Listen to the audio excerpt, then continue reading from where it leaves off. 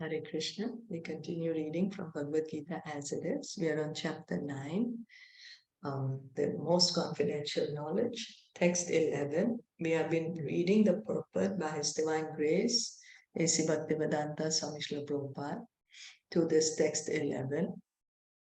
This verse is Avajananti Mamuda Manushintanam Ashritam. That Krishna says, fools deride me when I appear in this human-like form. They cannot understand my position as the Supreme Lord. So some of those who deride Krishna and who are infected with the Mayavadi philosophy quote the following verse from the Srimad Bhagavatam, Canto 3, Chapter 29, Text 21, to prove that Krishna is just an ordinary man. So someone may try to say Krishna is just ordinary, referring to this Bhagavatam, Canto 3, 29 chapter, text 21. Aham sarveshu bhuteshu sthitaha sada. The Supreme is present in every living entity. So someone may quote this verse, Aham sarveshu bhuteshu bhuteshu sthitaha sada, and say, oh, the Supreme is present in every living entity, means everyone is God. But this is not the correct interpretation. So we need to hear from the acharyas, the Vaishnava acharyas like Jiva Goswami and Vishwanath Chakravarti Thakur, instead of following the interpretation of unauthorized persons who deride Krishna. So we should always hear from the authority, to get the proper analysis. If we have a medical, we go for a medical exam, suppose we do a MRI, and we ask anyone and everyone to give commentary on our MRI, they might drive us crazy. They may say different things to us. It's better we take this MRI report, go to the specialist and ask him to read it for us. Only then we will get the perfect diagnosis. So similarly, when we are reading the spiritual transcendental literature, we need to hear from the acharyas, from the pure devotees. Jiva Goswami, commenting on this verse, says that Krishna, in his plenary expansion as Paramatma, is situated in the moving and non-moving entities as the Supersoul. So any neophyte devotee who simply gives his attention to the Archa Murti, the form of the Supreme Lord in the temple, and does not respect other living entities, is uselessly worshipping the form of the Lord in the temple.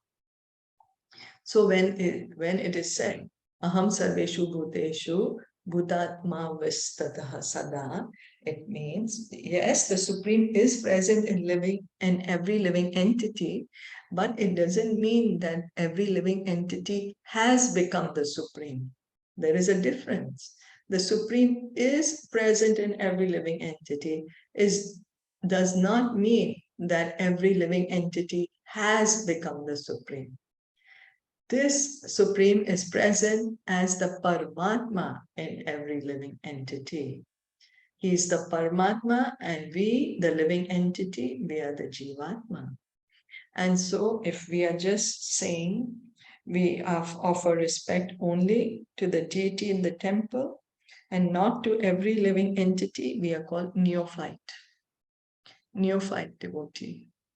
There are three kinds of devotees of the Lord, and the neophyte is in the lowest stage. The beginner devotee, the devotee who's just beginning Krishna consciousness, is called neophyte.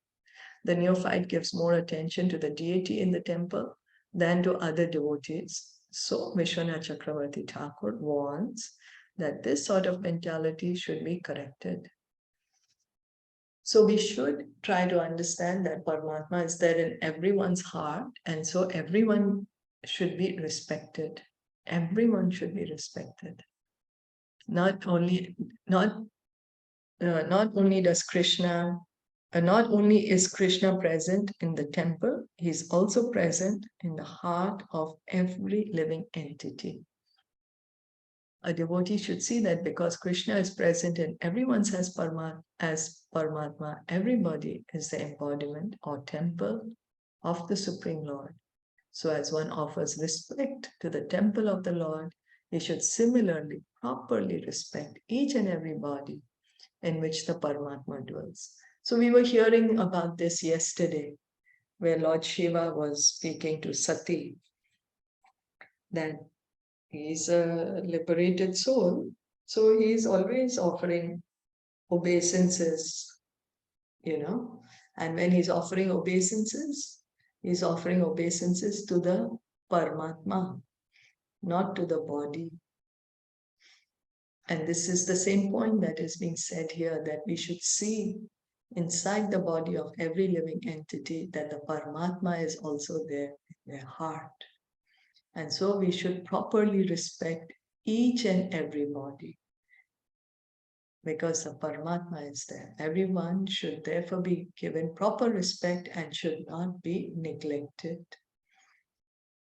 There are also many impersonalists who deride temple worship. They say that since God is everywhere, why should one restrict himself to temple worship?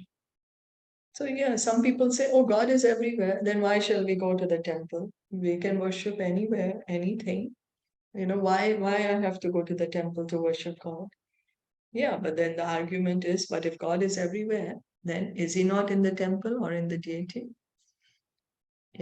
So if we are saying God is everywhere, then he's there also in the deity, in the Archamurti.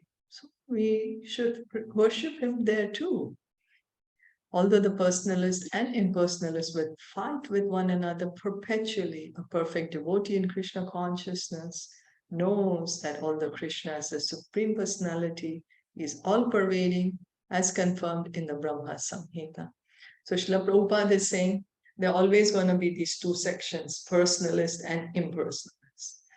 One who says that God has no form, and another who says, yes, God has a form.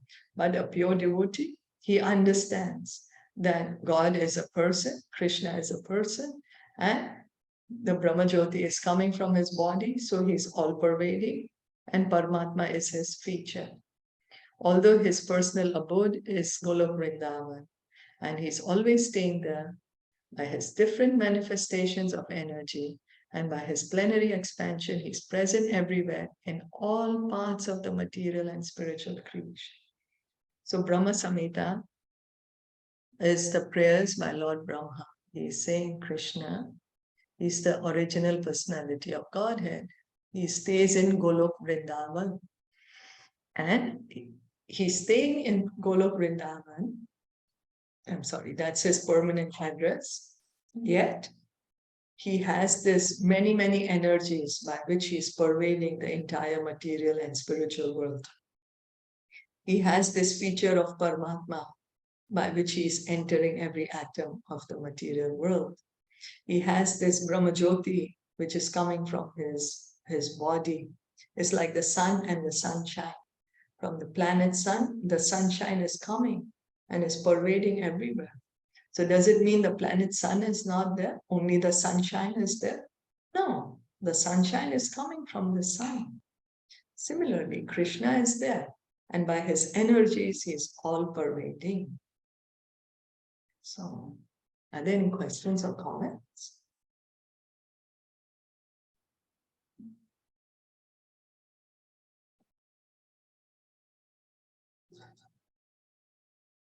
No.